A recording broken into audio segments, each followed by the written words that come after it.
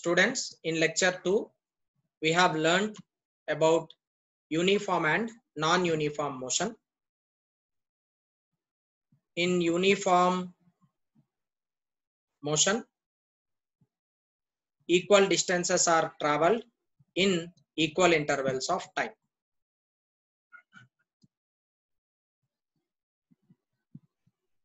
Equal distance or displacement in equal intervals of time.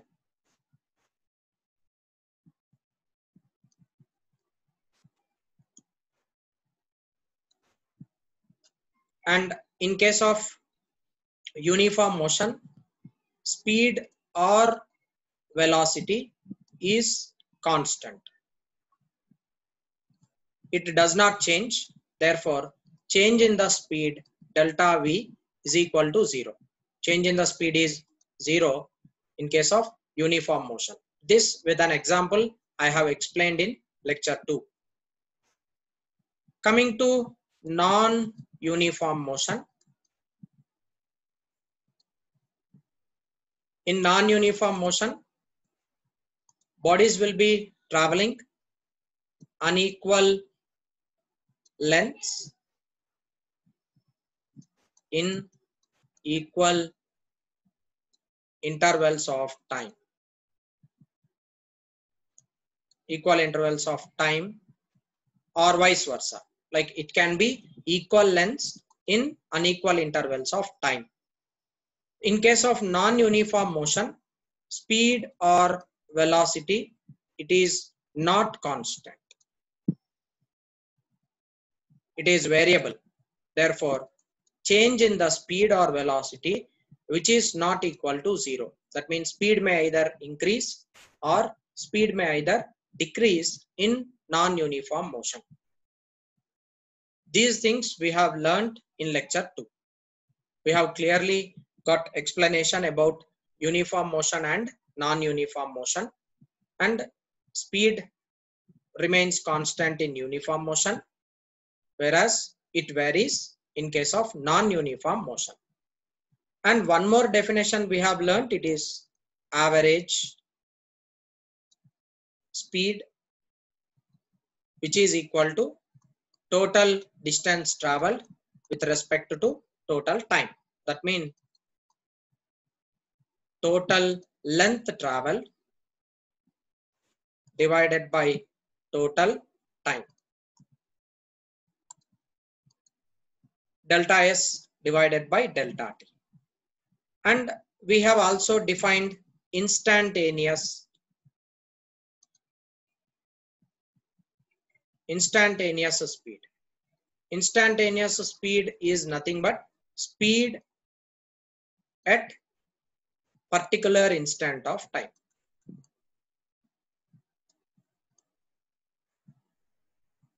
Particular instant of time. Speed at particular instant of time is said to be as instantaneous speed. And in case of uniform motion, V instantaneous is equal to V average. In uniform motion, average speed and instantaneous speed are equal, whereas in non-uniform motion, average speed is not equal to instantaneous speed. Average speed and instantaneous speed are not equal in case of non-uniform speed.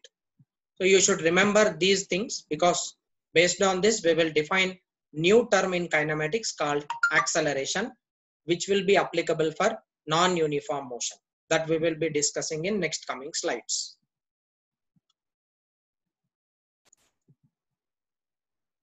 In the previous slide, we have defined average speed, and we have even learned that instantaneous speed and average speed both are not equal. Now let us learn a little bit more about instantaneous speed and how to calculate instantaneous speed. We will be learning this in this particular session. So before starting, let us take one simple example where a body is starting at position A and it is reaching to position B. Now it is traveling first 10 meter, next 10 meter, next 10 meter and next 10 meter in particular times.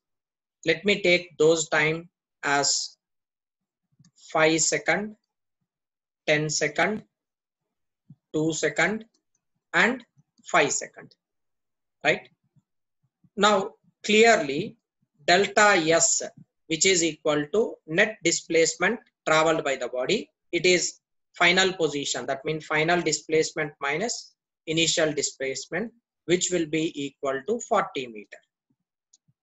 And now total time interval delta T can be written as final time minus initial time, which is equal to this total time which is covered in the journey A to B. It is 22 seconds. From this you can find out V average, which is equal to 40 divided by 22 and it is meter per second. This is how you will be calculating average speed. Average speed is defined for the total journey. It is not at part. It is not some particular part. Now in this above example, I want to find out like what is the total time taken. Total time taken is equal to 22 seconds. I want to find out velocity at particular instant of time, like finding velocity or speed at 10th second. I am not telling it is 10 second, it is 10th second. 10th mean only one particular 10th second. It is not from 0 to 10. It is only in 10th second. I want to find out speed at particular time interval, which is 10th second. Now, can you tell that using this method, like using in the general method, you cannot find out what is its speed at that particular instant of time. Therefore, we will be plotting graph for this non-uniform motion, and from there we will be using concept of differentiation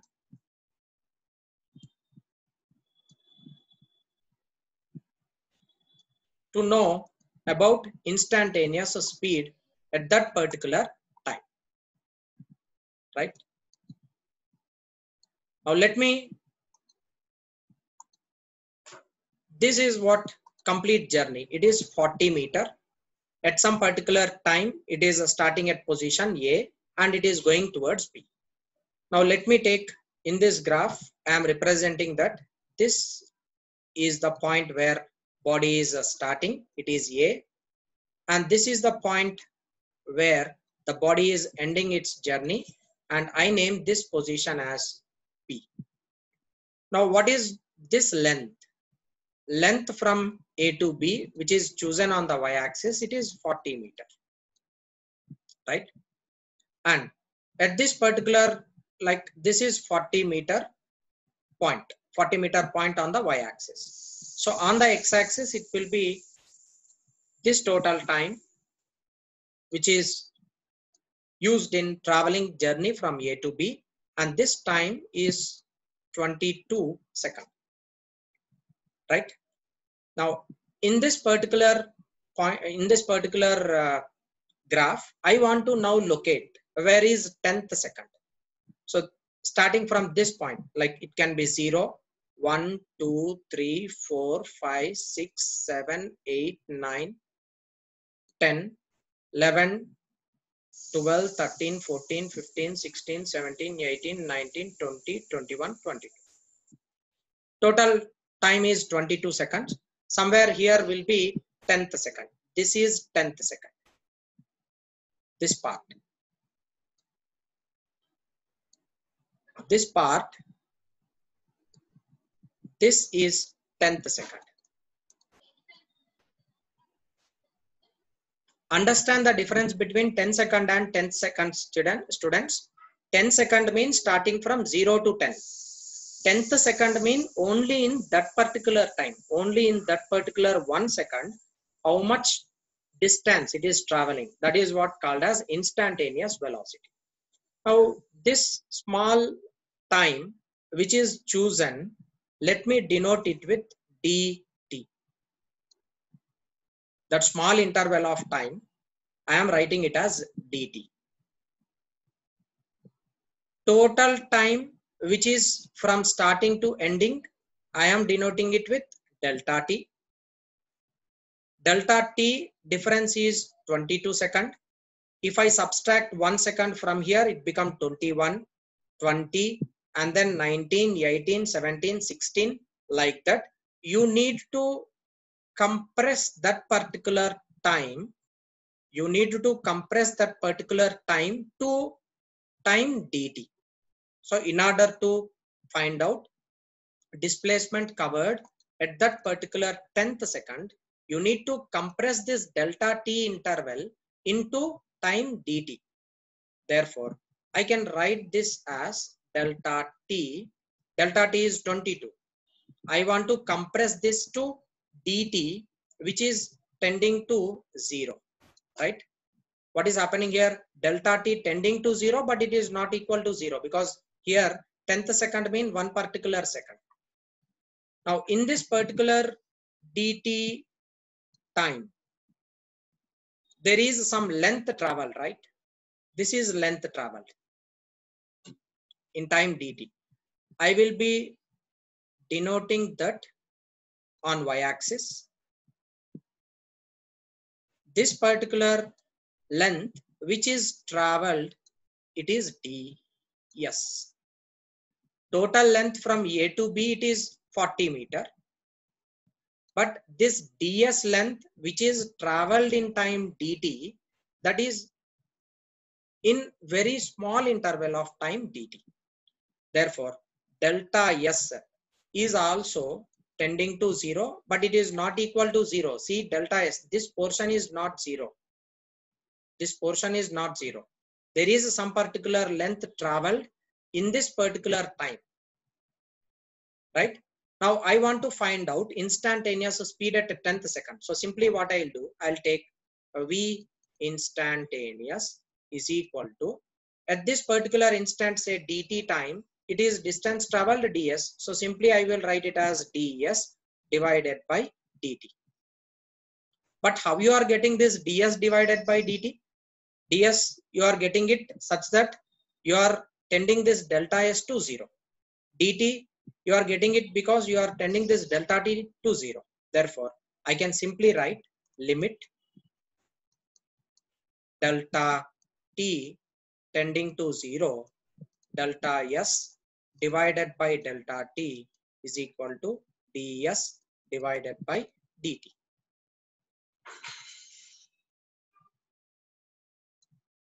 Now, what is delta s by delta t? Delta s by delta t is equal to v average. What is ds by dt? ds by dt is equal to v instantaneous. Hence, you can write this relation between instantaneous and average velocity as limit delta t tending to 0, v average is equal to v instantaneous. Whenever you want to find out instantaneous velocity, simply you use the relation ds by dt, where ds by dt is differentiation of displacement with respect to time. This is how you can find out instantaneous speed, which is only at particular instant of time. Students, we have known clearly the difference between instantaneous and average speed from the previous slides. First, we will be learning about average speed in detail, and we will solve few problems based on average speed, and then we will continue our discussion with instantaneous speed, and I will introduce few formulas related to differentiation, and we will use those formulas and we will be finding out instantaneous speeds and as well as average speed. In this simple example, we need to find out average speed. You should find out average speed. In order to find out average speed, we have basic relation V average is equal to delta S divided by delta T. Delta S is total distance traveled. Total distance traveled is S1 and S2. Body is traveling a distance S1 in time T1, S2 in time T2. So it is covering some length S1 in time T1 and it is covering some length S2 in time T2. Therefore, delta S is the total length travel, which is S1 plus S2 divided by what is total time interval? It is T1 plus T2. So V average is written as simply S1 plus S2. Of course, here it is S3 and T3 also. Simply you will be writing it as S3 divided by T1 plus T2 plus T3 gives you average velocity. And this is very simple application and you need to remember this basic relation in solving problems based on average speed.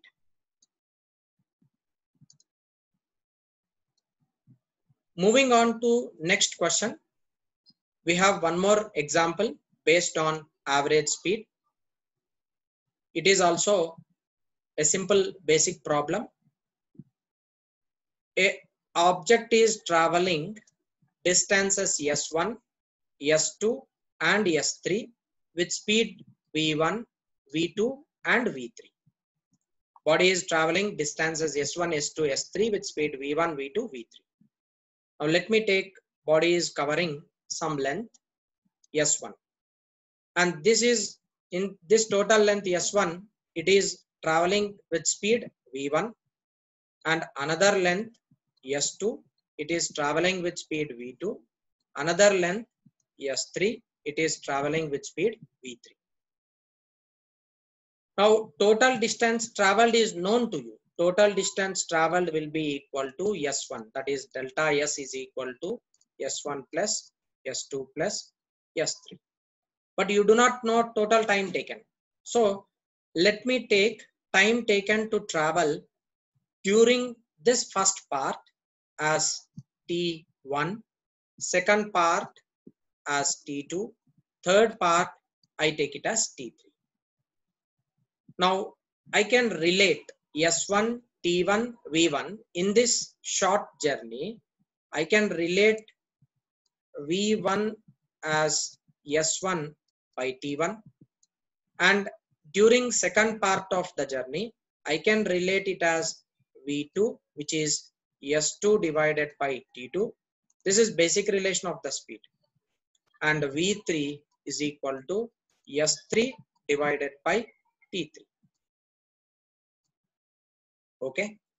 Now T1, T2, T3 can be known from this S1 by V1, T2 is equal to S2 by V3, T3 is equal to S3 by V3. And we have relation for average speed that is known to you. V average is equal to S1 plus S2 plus S3 divided by T1 plus T2 plus T3, that is S1 by V1 plus S2 by V2 plus S3 by V3. Simply substituting the S and V values over here in this equation, you can find out average speed of this particular object.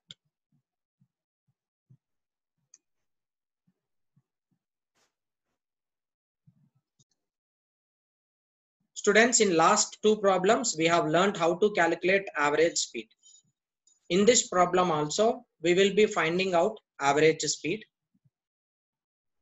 In this question, it is mentioned that if an object travels first half of the total journey with speed v1 and next half of the total journey with speed v2, find average speed of that particular journey. So you should find out average speed of this particular journey. It is mentioned in the problem. Let me take this body is traveling a distance, yes. Total journey, it is yes. What it is mentioned in the problem? First half of the total journey is with speed v1. This is first half of the journey, it is s by 2. This is next half of the journey, that is s by 2. And this first half of the journey is traveled with speed v1. Second half of the journey is traveled with speed v2. Right? During first half of the journey, it takes some time. Let me take it as t1. In the next half, as it is speed variable, v2 is different than that of v1. Therefore, here it takes some different time t2. Right? Therefore, you can clearly write t1, time taken in this first half of the journey. It is t1 equal to time taken is equal to distance by speed. It is v1, and time taken t2 is equal to divided by v2. t1 and t2 values are known. s1 it is half of the journey. s2 it is also half of the journey. We have basic relation for average speed. Average speed is equal to s1 plus s2 divided by t1 plus t2. This gives you s by 2 plus s by 2 divided by time taken is s by 2. I can take it common over here because it is in t1 and t2. 1 by v1 plus 1 by v2. And from here you can write what is s by 2 plus s by 2. Obviously it should be s, and this is s by 2 into v2 plus v1 divided by v1 v2. S and s gets cancelled. V average is equal to 2v1 v2 divided by v1 plus v2. This is average speed covered by the body if it is traveling two halves. In the question which we have solved previously, I will be changing this question. I'll make it some modification. An object travels, here it is first half of the distance. Instead of that, I will take it as first half of the total journey with speed v1 and next half with speed 2, right? I'll take it as first half time. First half of the time of the total journey, it is traveling with speed v1, and next half time it is traveling with speed v2. Find average speed. I have just changed the condition. In the previous question it was first half of the total journey, but now it is first half time it is traveling with speed v1, next half time it is traveling with speed v2. So first half time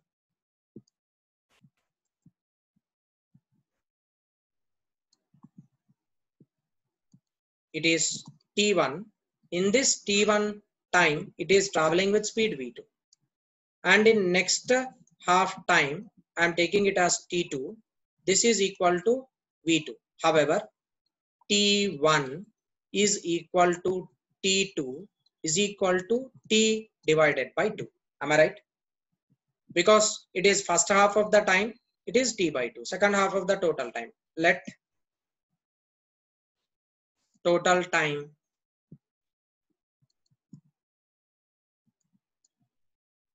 of journey be t. if total time of the journey is t, first half will be t by 2, second half will be t by 2. Now let me go with pictorial form, pictorial representation.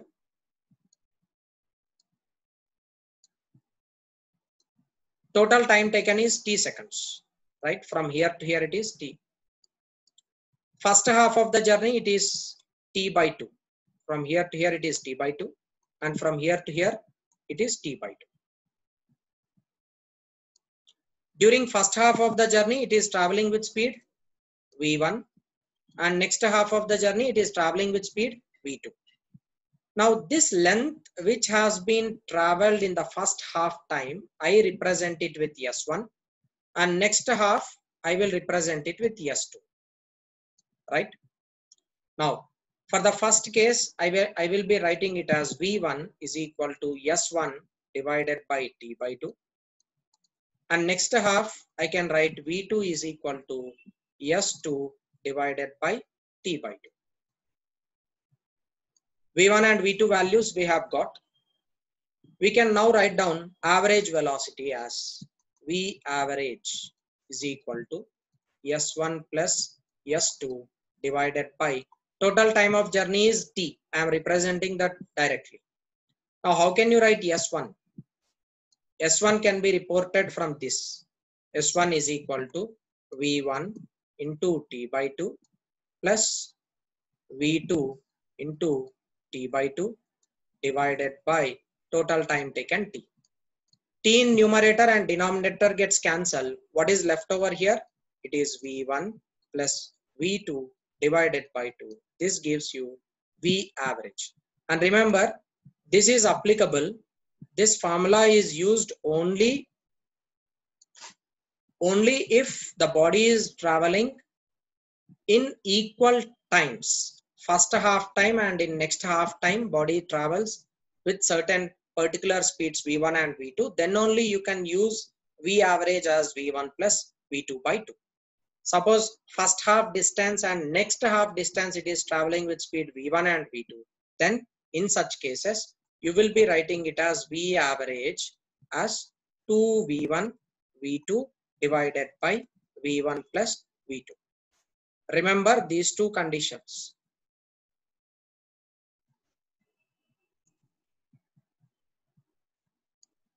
Students, in the last two problems, we were just dealing with simple basic examples of average speed and average velocity. We will continue our discussion with this problem. Now let me explain question first. A particle starting from point A traveling up to B with speed s, then up to point C with speed 2s, and finally up to A with speed 3s. Find its average speed. You are supposed to calculate average speed. Now I will denote that in this figure. Look here, this is point A and here is point B and here is point C. Body is starting at A and it is going up round journey. Around this circumference it is traveling. From A to B it is traveling with speed s. And from B to C it is traveling with speed 2s. And from C to A it is traveling with speed 3s. Right? And this angle is 90 degrees. This total angle is equal to 120.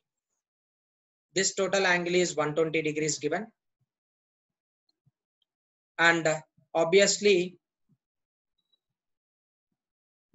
this angle will be this total angle will be 90 plus 60. It is 150. This angle will be equal to 150 degrees. Right? Now, let me denote these angles. Let me denote these angles as theta 1, this angle as theta 2, this angle as theta 3. right? Now theta 1 is equal to pi by 2, that is total angle theta 1. And what about theta 2? Theta 2 is equal to 120 degrees. 120 degrees can be written as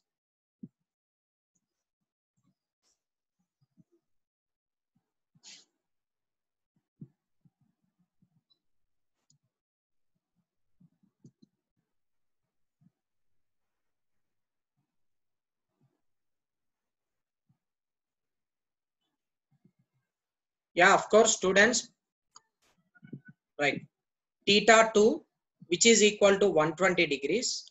120 degrees I will be writing it as 2 pi divided by 3.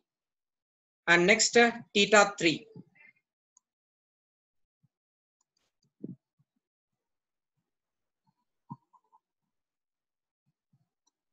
Theta 3 is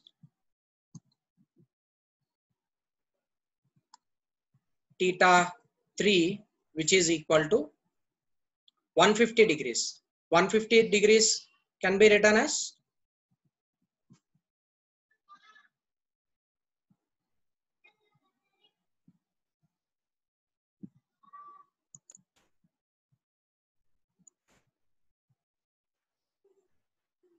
please hold on for a second.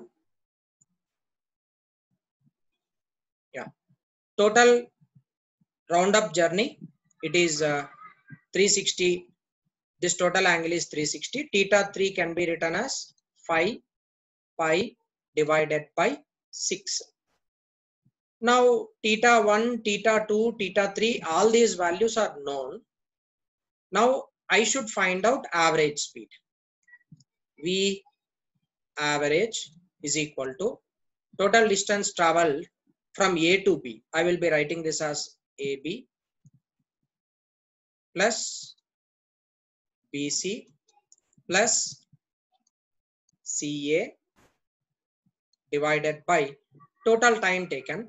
First time I am representing it as T1. From A to B it is taking some time T1. From B to C it is taking some time T2.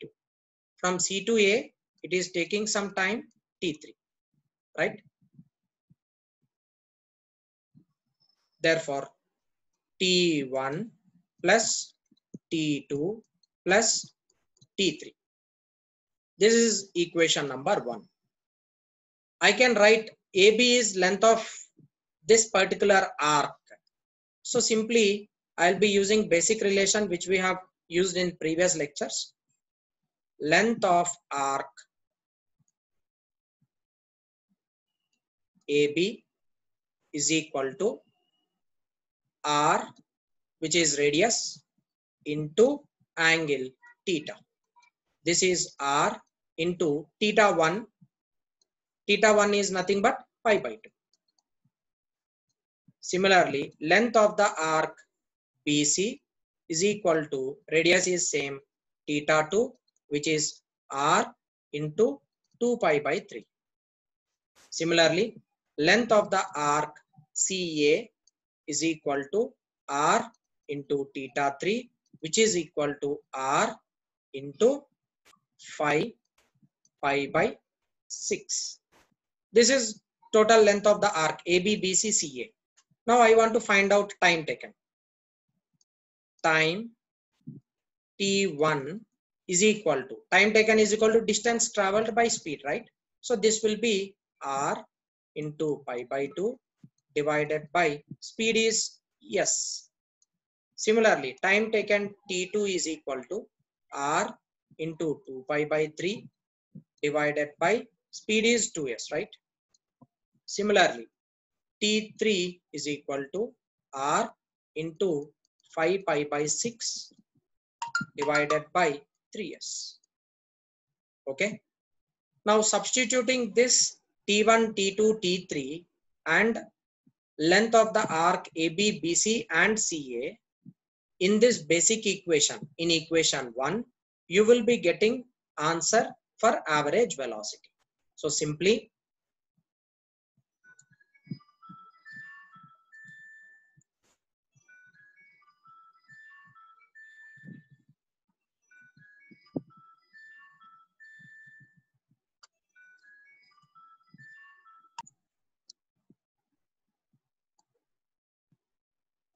V average is equal to, this question is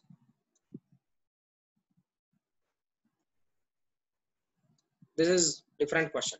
So we will now use this values in this equation. AB can be written as R into pi by 2. R I can take it common, plus 2 pi by 3 plus 5 pi by 6 divided by total time taken. Total time taken R pi divided by 6. I am taking it common from all these terms. So finally it will be S R pi divided by S. Remained is 1 by 2 plus remained will be